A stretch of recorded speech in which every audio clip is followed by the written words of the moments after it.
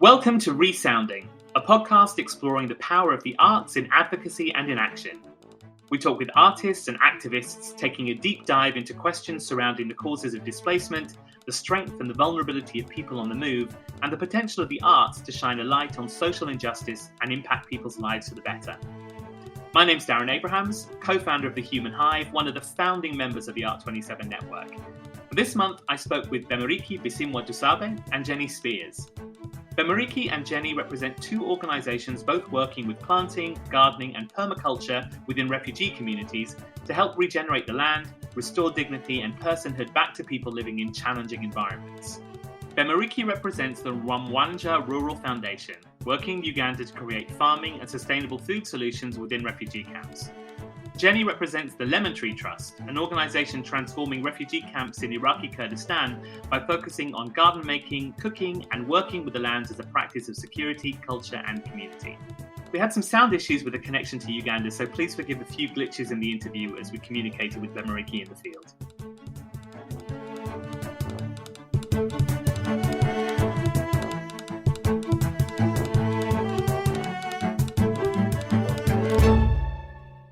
Hello, Jennie and Bemeriki. Absolutely fantastic to be here with you today. It's been a little bit of a journey for us to come together, so I'm so glad that we have managed to do that today.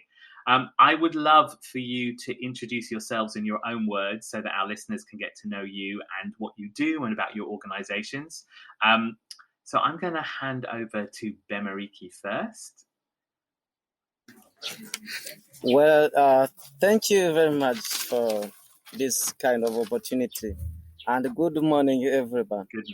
I'm Bemeriki Bisimwa Dusabe, founding director of Rwamwanja Rural Foundation Limited, a refugee-led organization that we found in Rwamwanja refugee settlement. I've been a refugee, and I'm a refugee for 16 years here in Uganda. And our focus mostly in is permaculture and the regenerative activity that we do. We do this in teaching refugees how to grow food and self-reliance through farming and also income-generating activity through what they grow. With this, we do this by moving from one camp to another camp, also online, and also in addition to that, to make it easier to local people, we do this by making videos and a song that is translated into different languages so that people around us can hear what we are doing. So that's the work we do in ways of fighting malnutrition, also protecting the environment. Thank you. Thank you so much. Jennie? Thanks, Bemeriki. And thank you, Darren. I'm Jennie Spears and I'm based in the UK, but I work with an organisation called the Lemon Tree Trust. And Lemon Tree Trust supports people predominantly who are living now in the Kurdistan region of Iraq, which is the very northern region of Iraq, who've been displaced predominantly again by war and who are now living in camps. We support them to create home and community garden spaces. So we have a team of people on the ground who are mostly refugees themselves, who support people within the camps, with garden competitions, with monthly garden award prizes, with cooking competitions, and creating community spaces where people can come together, again, predominantly women, can come together and grow and socialise and forge connections to help them put down roots and sort of create new lives, I suppose. Wonderful, thank you. I've been so inspired by the work of both of your organisations and the conversations that we've had leading up to this podcast. As you know, Art27 is usually focused on art and creativity as an expression of safety and personhood for people in vulnerable situations. But I was really interested in expanding that conversation out towards looking at gardening and cooking and permaculture as other expressions of culture and creativity. And I'd love to hear from both of you about how you feel this particular work really supports people going through this particular experience. What have you noticed in the people you work with and the areas you work with? Okay, even now as we speak, I'm working, teaching them how to make a stack mount and a keyhole garden. Those are backyard gardens that people want to make and they grow their own food. It is a kind of smart agriculture. You use a small land, but you get maximum food for the household to use as well as for commercial market. To show that if a household have a home where they stay, they also need to have their own garden that produces the vegetables at the time they need it, without relying on the donation of food that is being provided by WFP through UNHCR. So, which comes after a month. At a time, it may not come. It's not or no. It's on not enough because it is $3.7 USD per month, which covers everything. So a household have no time and have no money to buy those vegetables, and that's why we have a high number of malnourished children. So that's why we are trying to combat and fight malnutrition through kitchen gardening. If a household or a home have a kitchen garden, at the time they get food ready to use, which they have no money to buy. So that's how we do. And to make sure, as I said earlier, to make sure that people understand what we are doing. And once we have done it in some areas, we record the video. Even now I have my cameraman here. We record the video, we make tutorial, we also make documentaries. And after some months, we come back, we collect success stories. People tell us how the kitchen garden helped them. People tell us how mushroom helped them, how much they have earned from the garden, how much they earned from mushroom, and how is the family going in eating food that they are producing from home. What I hear from your work, Bemeriki, is that a lot of this is about autonomy and independence and giving people an opportunity to lead and direct their own lives. Yep, that's what we are doing. How many people do you think you support, Bemeriki? You said that you work across several camps. Give us an idea of the scale of the numbers of people who are living in those camps. Oh, well, just last year alone, I reached people that I trained face to face. I trained 985 people. That's permaculture. It is designed internationally the course is designed to take 3 weeks. Then they get internationally accredited certificates of permaculture, which is PDC, permaculture design certificates. Thereafter, we also trained more than 500 online in Uganda, Kenya, and Tanzania. So with more hindrance of COVID and other obstacles and also lack of funding, like transport, accommodation for me to travel and reach more people. Since this year began, I've made almost 500 people too. With those 500 people, those are the people that I have trained. But people who have visited my garden are more than 1,000. That's amazing. That's really very, very cool. And I think when we spoke before, you talked about that you're expanding. A lot of your work is moving out further. I love your music videos.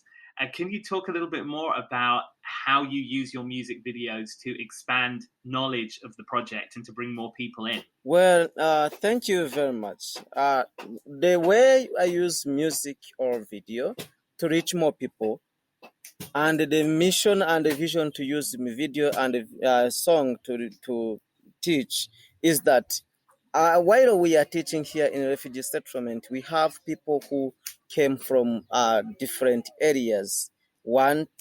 Some speak the same language, others doesn't speak that language. We also have host communities that we don't match languages. So we record videos and song of what we are teaching. If it is all about environmental protection, if it is all about sustainable agriculture, we make those and we share it on YouTube channel. Those songs are in either French, English, Swahili, and other languages that are being spoken locally to people. So we make that so that many people understand what is taking place. And once they hear, it's how they write to me requesting for the training. And that's how I have managed to go outside or beyond the camp that I stay in. Because now I work in Rwamwanja, Chaka, Chankwari, Oruchinga refugee settlement, in Achivara refugee settlement in Kampala, which is so also Kitugum near South Sudan. So I have no friends there, and I had no friends there. Some parts I've never stepped there, but I had stepped there because of permaculture. You could imagine or ask yourself how it reached there. Once one person got the video, or he shared it with a friend, and they expressed interest, they wrote to me. Even right now, I still have more requests on my table, but I'm not able to move and teach them because I don't have resources to go and teach them. That's how music and songs are helping me to reach more people in training and also advocating for environment. Permaculture wadadi, tumepata mahitaji. God bless you, nobody like you. We think about you, we gotta friend you. Tumetoshwa mbali sana, siturudi tena ghetto. Nimejua kujipanga, tushafunzwa mengi sana. Thank you, permaculture. Twende mbele, twende mbele, twende mbele, twende mbele. Oh oh, twende mbele, twende mbele, twende mbele, twende mbele. Oh oh, twende mbele, twende mbele, twende mbele, twende mbele. Oh oh, twende mbele, twende mbele, twende mbele.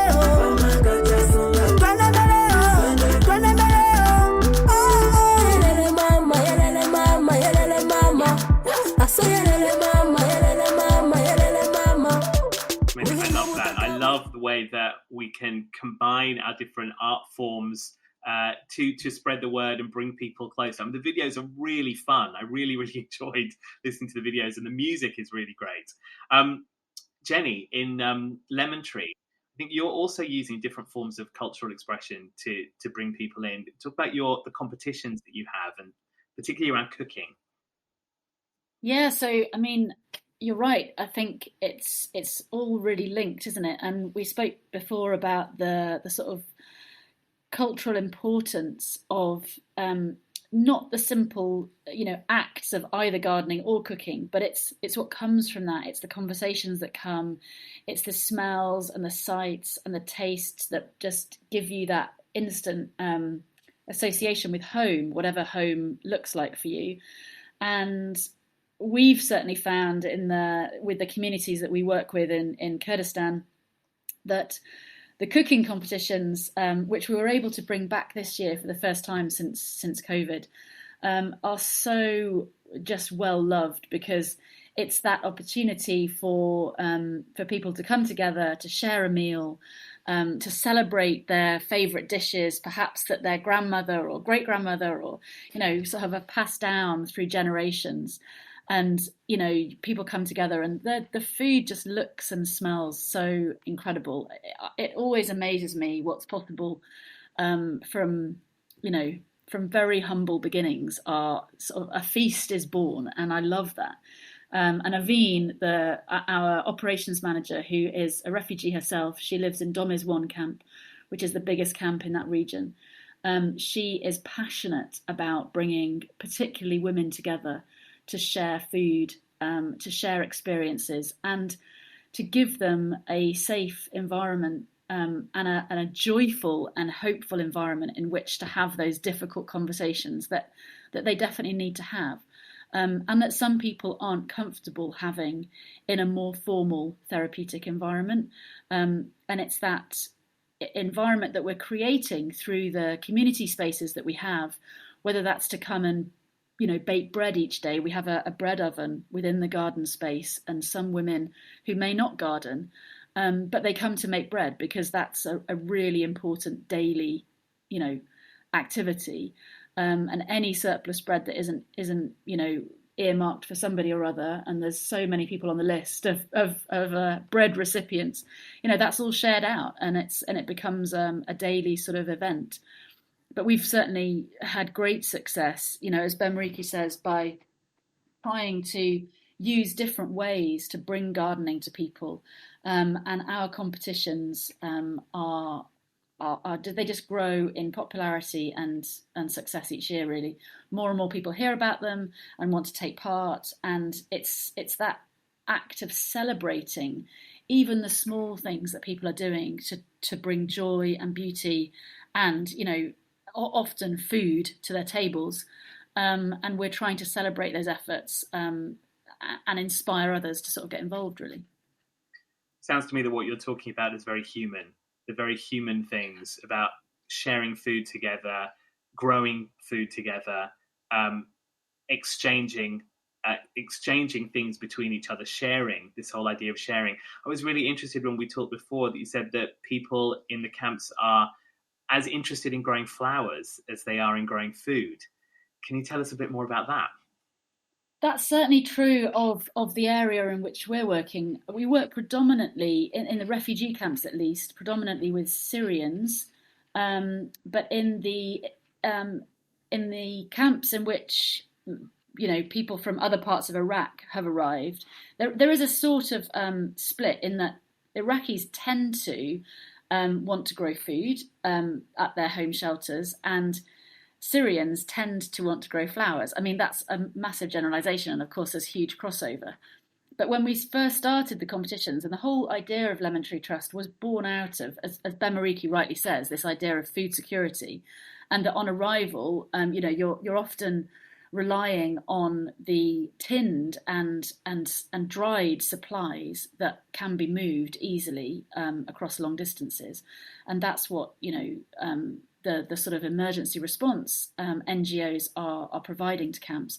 But of course, people want fresh ingredients. They want herbs, they want vegetables, they need, those fresh ingredients. So Lemon Tree Trust was originally born out of that need for fresh ingredients, but it very quickly became apparent that actually when we did a seed distribution in the camps, it was the flower seeds that were going first. It's like, oh, I want marigolds, I want snapdragons, I want zinnias, sunflowers, and it's that little kind of just reminder of perhaps some of the flowers that were grown at home, in grandparents' gardens, in parents' gardens, and certainly for us, if we were to pick one plant from every plant that we encourage people to grow, it's the rose. Everybody has a rose, and that rose signifies so much. That the smell of it, the things that people make with it, rose tea or tinctures, or just having the sort of the blooms regularly flowering at those home shelters. That's what people love to grow. So tell us how you get started in a project like this. Often I think I've seen photographs of some of the camps, and they're often quite barren environments, places that don't grow. I had a lot of experience in Calais many years ago, and it was a completely barren space, very difficult to grow things. So how, for both of you, maybe start with Bemeriki, what is the seed of a project? How do you start growing a garden? Well, thank you very much. I started this project when I was still a primary school teacher. The reason to have started this is that since I've been a refugee for 16 years here in Uganda, the only food that we are given is maize, corn, and beans. So that have been common even to refugees. That is because that is the food that they were given. It also became like a disease. That's the only food that they grow, planting. So it has no nutritional value. From January to January, eating the same food. There was no access to fresh food and nowhere to buy it as well. So many children were suffering through malnutrition. And the WFP came up with a system of supporting pregnant women and children with what we call CSB, supplementary complementary breastfeeding. It is just a porridge flour that is made in millet, maize, soya beans, and they mix some ingredients. So when I've been here, I just sat and I asked, how will we live in this condition, and what can we do towards of this? Then I said, now, but we have a solution within us. Why can't we come up with an idea of growing food on our own? Why can't we grow vegetable? Because I grew up seeing my grandmother. She never ate meat or anything like animal, even fish. She never did it. She was a good vegetarian. So at my age also, up to when I was 20, I've never been eating meat. But I said now I've been healthy. I just took medicine when I was 20 years. Reaching in Uganda, it's when I got the first injection or any medical tabs. When I reached here, then I said, now, I think the vegetables that I've been eating have been somewhat medicine to me and as well as my grandmom. I know what I do. I could get a little salary. I've been working for $50 monthly. Then I could buy seed vegetables. Then I put them in nursery bed. Then I go to ask WFP when they're distributing food to give me those bags that they are removing in maize and beans. Then I could give I called people to give them seedlings and sacks. And on the same time, I could spare my time teaching them how to grow to plant in those sacks, how to fill in soil and also planting. Then after some years, it's when I met Mora Gambo, who is a permaculture teacher, writer, and also storyteller. She's based in Australia. She have her institute that teaches permaculture across the world. Then I said, no, it's vital to attend permaculture. Then when I read through her masterclass, I found that it's useful. I requested for scholarship. So then I changed from growing food. Then I turned it into permaculture using the 3 ethics. Those are people care, fair share, and ethic care. So I came in implementing those. So after attending the permaculture design certificate, I also did the permaculture teacher's certificate. That's how I came into permaculture. Then so now I can't stay with this knowledge, this kind of being greedy. I need to teach more people on how they can be away from hunger. So I've been in touch with the Morag and other international bodies, permaculture bodies. Then they could support me with these seeds. Then we came up again with other ideas. Now, how do we continue buying seeds, and why should we use these GMOs seeds? Now we are in a way of growing our own seeds, which are indigenously, and we share amongst ourselves. That's how the project is started up to now. So I also use that as one way of peace building, because with using the 3 ethics, people care, fair share, and planet care, which is earth care, I find it useful than other things else. Because even politician, for us, we are not politician, but with the governments, they use these ethics in terms of, initially it was the Millennium Development Goal. Later on, they also changed into Sustainable Development Goals. So all what they do, it goes around the 3 ethics. So that's how, for us, we used it, and that's how I use it to build peace amongst people. As I said earlier, we are multinational. We have Rwandese, we have Burundian, we have Congolese, we have Ethiopians here, we have Somalis, South Sudanese. So it's multinational. So with these people, we have, even amongst ourselves as Congolese, we have our own tribes and ethnicities that led to the conflict, and the conflict led to us being refugees. So still here in the refugees camp, we were still having some conflicts. So I use permaculture as if one way of growing food, as one way of building peace and reconciliation amongst the community. Because people that I train are not only people who speak the same languages.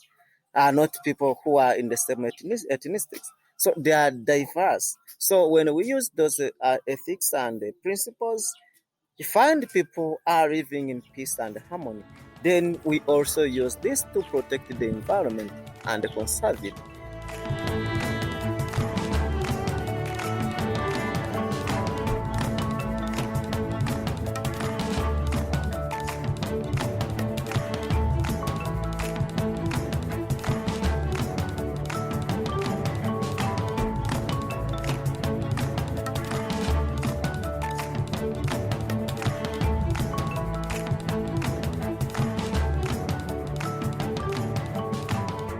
It's interesting that you mentioned the UN Sustainable Development Goals and conflict resolution.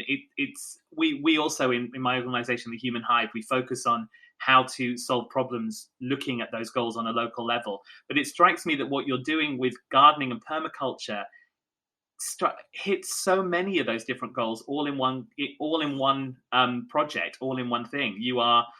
You're empowering people. You are thinking about climate change, you're using local seeds, you're bringing people together from different cultures. It's such an inspiring project. So interesting to see how food and food production can support people to come together in this way.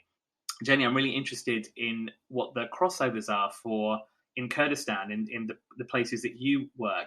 And also just how do you get started? The landscape is a very different kind of landscape to East Africa, where Bemeriki is based. Quite a rocky, hard, barren, kind of desert-like environment. So how do you start building a garden in a space like that? And do you see similar things happening in your environment? Yeah, it is a different landscape, and one that, through decades of misuse, if you like, has been stripped of trees in many places. The land has been chemically altered through war, and what tends to happen, I guess, is that camps spring up in pieces of land that are not useful for anything else, let's say, which isn't, obviously isn't ideal when people arrive and are trying to eke out a new existence. So in terms of how you get started, I mean, we've sort of always maintained that Lemon Tree Trust is not an organisation that is a kind of first responder. There are so many incredible organisations who have helped the regional government in Kurdistan to establish some vast camps for people who have nowhere else to live, and have tried really, really hard to enable people to settle. And in many places, certainly in the case of Domiz 1, which is the largest of the refugee camps in the region, people have been able to build their own shelters to replace the tented structures which tend to arrive first. But Lemon Tree Trust is an organisation that sort of is useful once people feel that they are settled enough to want to start to put down some roots and to make their environment a more pleasant and joyful place, in many cases, for their children to grow up. So kind of helping people to create home gardens through encouraging the garden competitions, that's really our sort of key first step. So a garden competition, we'll sort of promote it, and that encourages people to start just growing a few things, even if it's just in pots. We can help them with access to compost if they need it. But really, we say to people that it's only through cultivating the land that you have access to that you will be able to improve that land. So I think we don't use the principles of permaculture in the same way that I think Bemeriki is outlining. Our projects are more fluid, I suppose, than that. Although inevitably, what is happening just by chance or by design, I don't know, is that people are using their resources in the most effective way in order to grow the most effective things. So that all feeds into the principles of permaculture, just using the resources you have available to you in the most resourceful way, and just growing anything. I mean, that's kind of that's what we're encouraging through the competitions, is that we're not suggesting you grow anything in particular, but grow something, because that will help the land recover. But one of the things that we don't do enough of at the moment, and we're trying to do more of, is what Bemeriki was saying about that local seed collection, and encouraging people to collect and share indigenous seed, locally sourced seed, because so far we've had to rely on seed that has been purchased from outside of that region, mainly because there wasn't much growing in the places where we were. So, but now I think we're really moving into that we're trying to get to grips with that idea of the importance of the provenance of seed, and ensuring that we're collecting enough seed to then be able to share that around in future years. Seems to be that what you're both talking about is regeneration on various different levels. Obviously, the regeneration of land through gardening and permaculture, but also the regeneration of people. We're talking about people who have had to flee their homes because of conflict, climate change, which we haven't talked about fully yet in this podcast. But there is a regeneration happening here. People finding themselves again, finding a purpose in life, and the land regenerating through these garden projects, but also projects that are really rooted in the soil of that place, really supporting that soil to regenerate itself. It's so interesting for us to hear. Often, we're here in the UK at the moment in November of, we're November of 2022, and often you hear so much in the media about how we don't want refugees and migrants to come to our country. But when we really listen to these stories, and we hear actually that it's the refugees and migrants that are bringing regeneration to so many different places, bringing different ways of thinking about our land, different ways of connecting, different ways of sharing. It's such a huge blessing for us to be able to share in this way. And we're living in a time of real change, climate change, real problems of biodiversity collapse. Yeah, we are living in a world which is controlled by individual, and also living in an environment that we have nothing to do with it. So what comes in is what we do, and we need to persevere with it. That's why I told you earlier that for us in agriculture, we are using principles and ethics. We raise the governments to meet their own needs. They are also using what they call sustainable development goal. So that's how they do things. And if it is political, we leave it to them. But you're actually doing them, Bemeriki. You're actually doing them. Governments can have sustainability goals. They can say that those are the goals that they have. You don't have goals, Bemeriki. You're actually changing the way in which people think about the land, the way in which they're growing on the land, and you are training and teaching and encouraging and inspiring people to understand the importance of an individual's actions on our world. And I think that is so powerful. It's so important.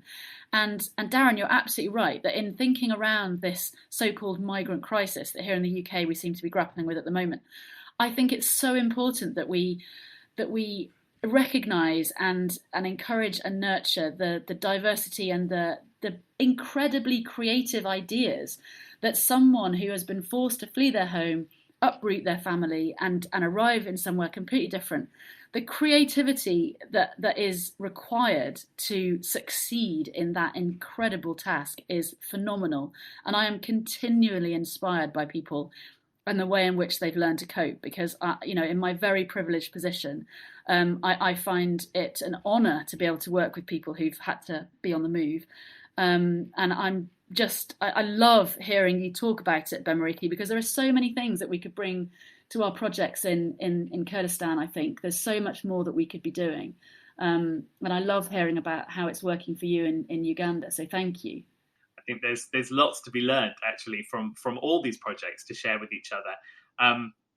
I think something that has inspired me hugely watching both of your videos, like the different videos you have on social media and on your website, is hearing directly from people themselves and the pride that people have over their gardens and over the work they've done. I saw some of the certification ceremonies for Bemeriki's for project with young people with huge pride saying, I am a change maker. I am here to change the world through my permaculture, through my gardening.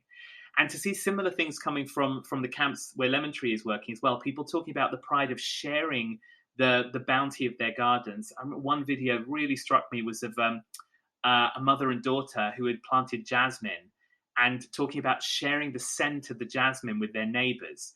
So there is this huge desire to connect and to support and help each other that I hear coming from the communities that you're working from, which I think is something that we, maybe in more privileged situations, not having to flee our homes, could listen to, can learn a huge amount from.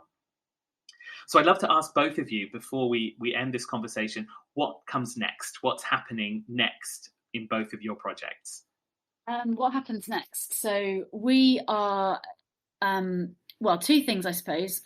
First of all, for the Kurdistan region, we are focused on, yes, doing more of the same, but I would love to bring in some of those permaculture principles that Bemeriki's been talking about and improve the way in which we source and share seed. I think that's really important. And also improve the way in which we can harness the resources of the land, the organic matter that we're producing, as part of that gardening process, compost production and moving away from a reliance on any sort of pesticide or fertilizer. I think that would be really important. And then also we're working on an exciting project actually in northern France. We're currently in the process of relocating or working on a relocation plan for the garden that Lemon Tree Trust sponsored at the RHS Chelsea Flower Show in 2018 that Tom Massey designed for us. And we're in the process of figuring out how we relocate that to a refugee project in northern France. So I think that for us would be a real step in the right direction, because I think there's lots we could be doing to promote the human nature of our work to improve relations between across territories, across borders, and try and lighten the load of some of those on the ground incredible NGOs who support people on the move in Europe. So those are my two big things I'm working on. Wow, that's super exciting. Thank you. Bemeriki, what's happening next for you? Well, my next step is that, first of all, there is a saying that one sorrow does not make summer. No matter what good did, but there are still other good to be done. I don't stop here. What next is that I still need to have more young people, activists, trained, who will be ambassadors of the environment as well as the community they live in. We also need to have women who will take the lead on what next on their household, because still people need to have food on their table. We also still need to have men and women standing together in peace and harmony, also enjoying the same meal on table, without sharing tears, but sharing joy. That's my dream, and that's next of my project. I think that you will get a lot of people signing up for this, Bemeriki. How can our listeners find you? How can we support you further as a global community? Well, when it comes to global community, to my own way, it's better and good once people hear and also like it and share with others, so that we may become ambassadors to one another and also fulfill the need, because we are all struggling to meet the same need. And we also need to share and stand under one umbrella, neither South or West, America, Australia, Europe, Asia, and Africa. We are all the same. We have the same problem: climate change, global warming, untreatable disease, air pollution, and sea.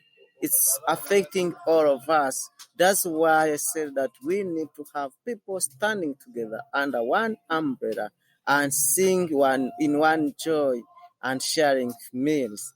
Thank you, Jennie. I totally agree. I think the thing that we ask, more than anything, is that through seeing even as a little bit of what we do, is to try and see people as humans. I think that is the basis of everything, isn't it? And if we begin to see each other and respect each other as humans without any other label, then I think we'll be moving in the right direction. But from our perspective, we love to share our stories. We love to share photos and videos from people who we're supporting and working alongside in the field. So, we regularly share those images on social media. And we have a newsletter that we send out 4 times a year. So if you want to stay in touch, then sign up to that and we'll keep you in touch. And we also look for projects, particularly in the UK, actually. So if you know of a project, a gardening project where refugees or displaced people are involved, then please get in touch, because we can offer you seeds. We ran a really successful seed appeal over the COVID period, and I now have a great amount of flower and vegetable seed that I'm really wanting to share, but I can't send it outside of the UK, so it has to stay in the UK. And so if you know of any local gardening projects that involve people who've been displaced, then please get in touch, and we will send you seeds, we will send you activity sheets and other things to inspire your gardening activities.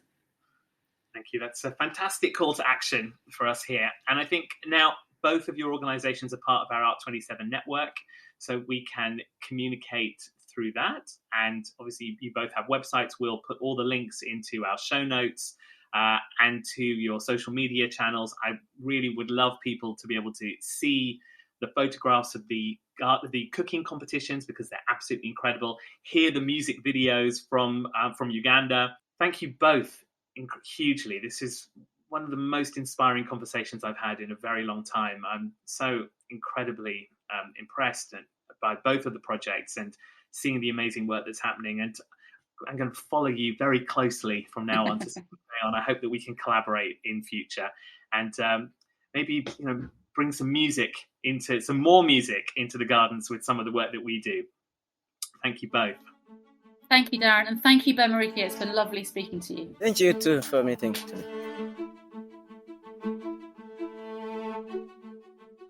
ReSounding is brought to you by the Art27 Network, a network of like-minded initiatives using art and culture to respond to the ongoing crisis of displacement of human beings in Europe and around the world. To find out more and to join our growing network, you can visit our website, art27.art, or follow us on Facebook at Art27. This podcast was produced and edited by Ed Holland. The theme tune was written by Matteo Gallesi in collaboration with Synca. Thank you for listening.